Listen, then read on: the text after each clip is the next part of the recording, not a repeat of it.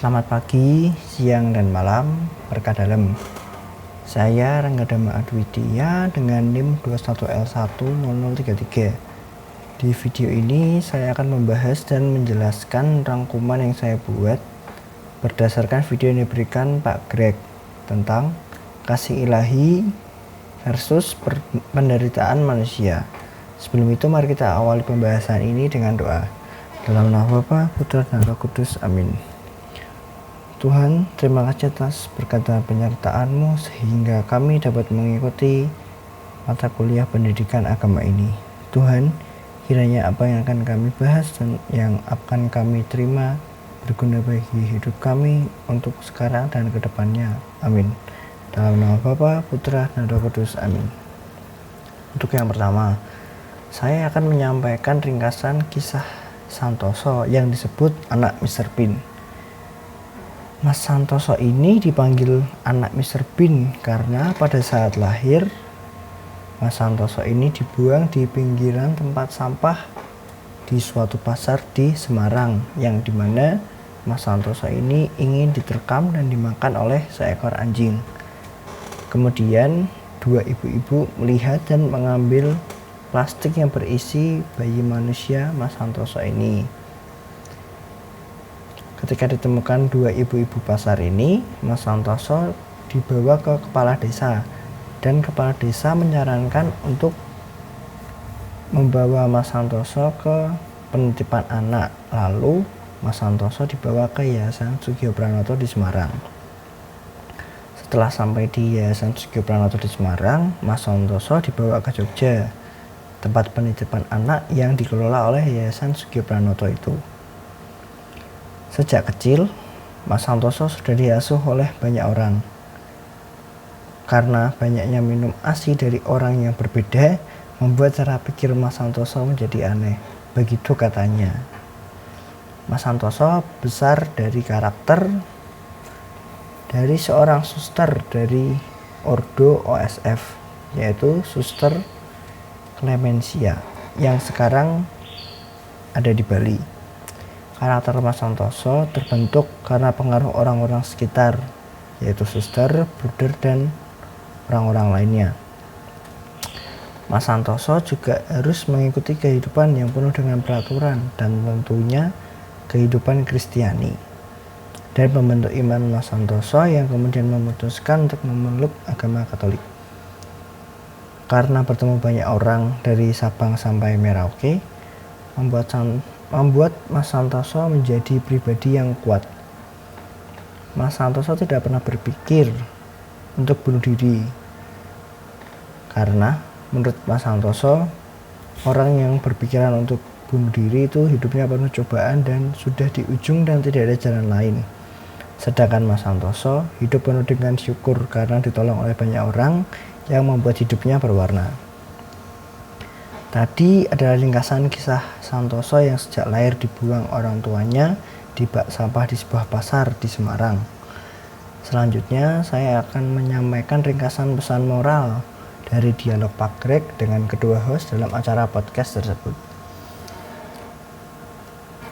Dalam pembahasan, tidak semua orang dihargai orang tua. Bagi kita yang masih memiliki orang tua, seharusnya kita bersyukur karena tidak semua orang bisa mengalaminya. Dalam jurnal yang dibaca oleh Pak Greg, mereka percaya bahwa agama selama masih terhubung dengan Tuhan dan sesama seharusnya membuahkan selalu kesembuhan.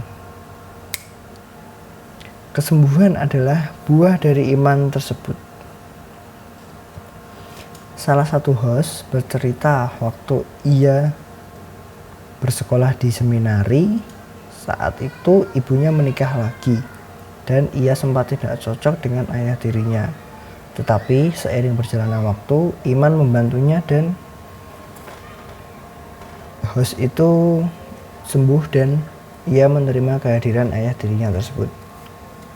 Menurut tafsiran psikologi, doa menyembuhkan ketakutan, sebab satu tanda Anda memiliki spiritualitas iman adalah melawan kesembuhan itu, yaitu iri, marah, dendam, dan sikap cemburu. Apakah sebuah penderitaan itu memiliki makna sehingga ada semangat yang bisa dihidupi?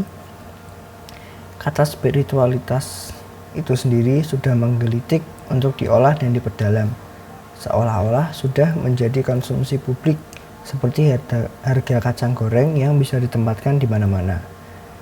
Berbicara tentang spiritualitas, kita bisa belajar memahami maknanya berangkat dari Bapak Gereja hingga abad ke-6. Bagi mereka, kehidupan rohani berlindung di dalam bidang kehidupan interior. Pemahaman ini diteruskan oleh para pujangga kehidupan rohani pada abad keemasan Spanyol, seperti Santa Teresa dari Avila, Santo Ignatius dari Loyola, dan Santo Yohanes dari Salib. Mereka lebih menitik beratkan lika-liku efektif yang dialami manusia dalam kehidupan interior, terlebih doa. Keterbatasan penciptaan, sakit penyakit, bencana alam, kemalangan akan selalu menandai jalan manusia menuju kerajaan. Dengan kata lain, peristiwa negatif, yaitu rasa sakit, kejahatan, dan penderitaan, tidak dapat dihindari dalam sejarah kemanusiaan. Karena itu adalah bagian dari keterbatasan ciptaan dalam perjalanan. Tetapi ini bukan akhir, bukan tujuan, tetapi memperoleh makna dalam perspektif kesempurnaan akhir.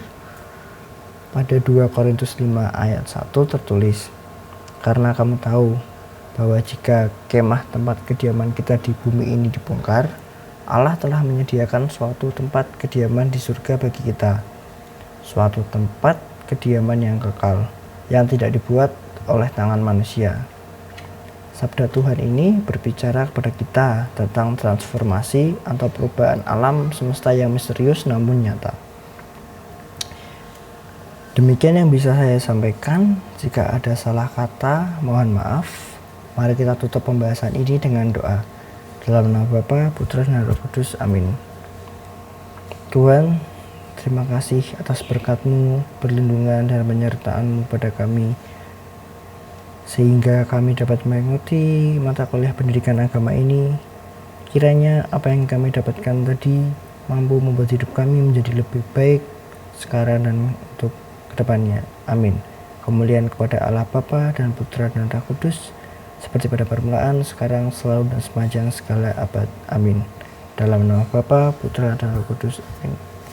Sekian, terima kasih.